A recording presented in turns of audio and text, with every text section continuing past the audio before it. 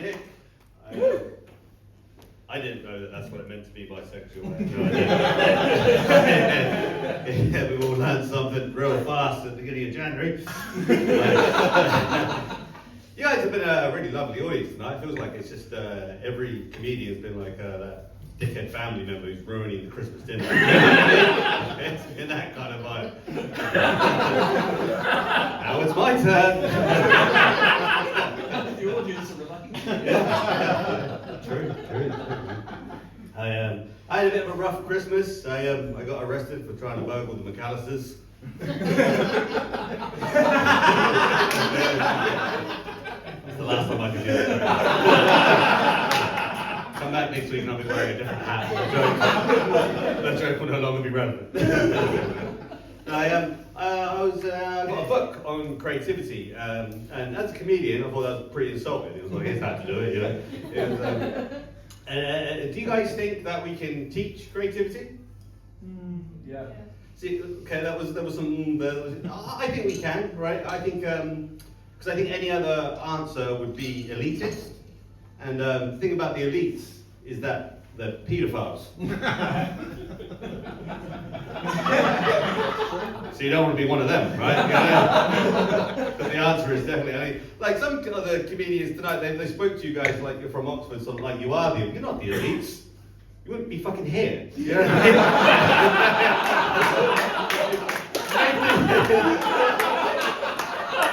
You're probably doing well, but not that fucking well either.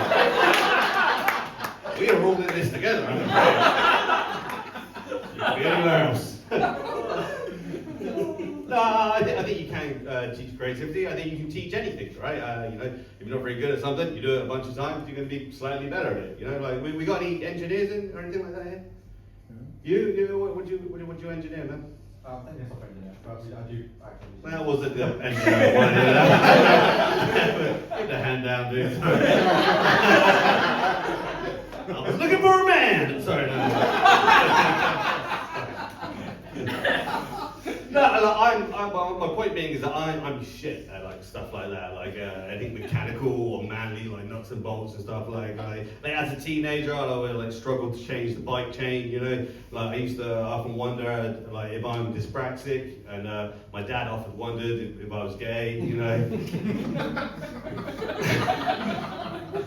which is like homophobic of him. You know what I mean? Like, that was because he's relying on a lazy stereotype that gay men aren't good at manly things, and I think that's ridiculous. Gay men can be just as good at manly things, like hammering tight holes and stuff like that. Yeah,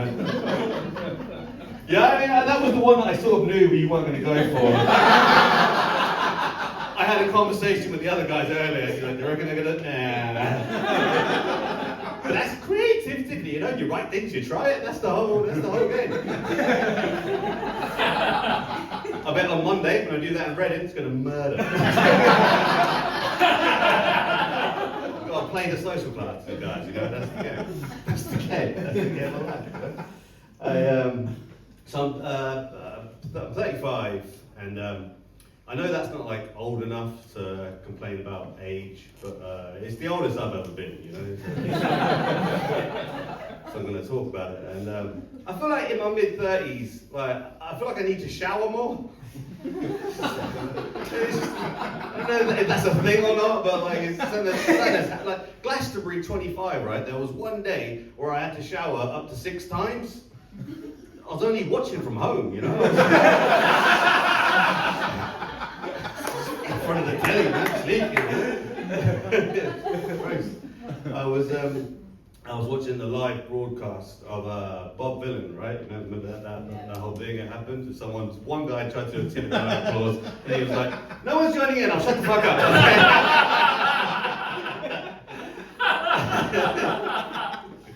You might enjoy this, you might not, I don't know. I was watching it with my girlfriend, she wasn't really paying attention, right? She's just kind of staring at her phone. And then it got to that point in the set, I don't know if anyone saw the set, but it was like a blinded set. Like the man can perform, it was incredible. And he got to the point where he did the now famous chant, right, deaf to the IDF, and I turned to my girlfriend, I was like, "Yeah, I'll be in the news tomorrow," right? And she wasn't paying attention. She was like, "What did he say?" And I said, "He said deaf to the IDF," and then she went, "Isn't that where we got our sofa?" And then You ever have to explain geopolitics to someone, and in the middle of explaining, you're like, I don't know a fucking thing about geopolitics.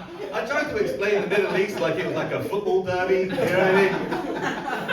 You know, like Reading and Oxford, like there's a football derby there, right? And I don't mean to be a dick, but out of the two, you guys would be Israel. That's what.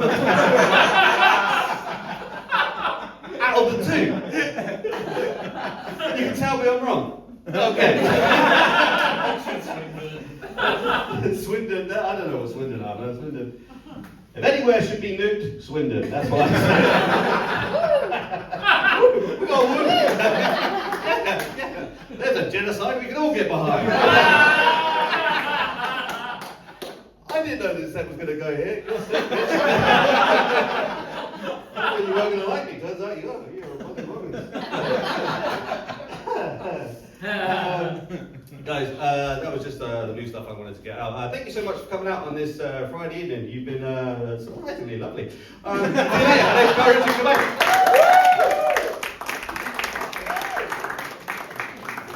Alright, Norwich everyone. Yeah.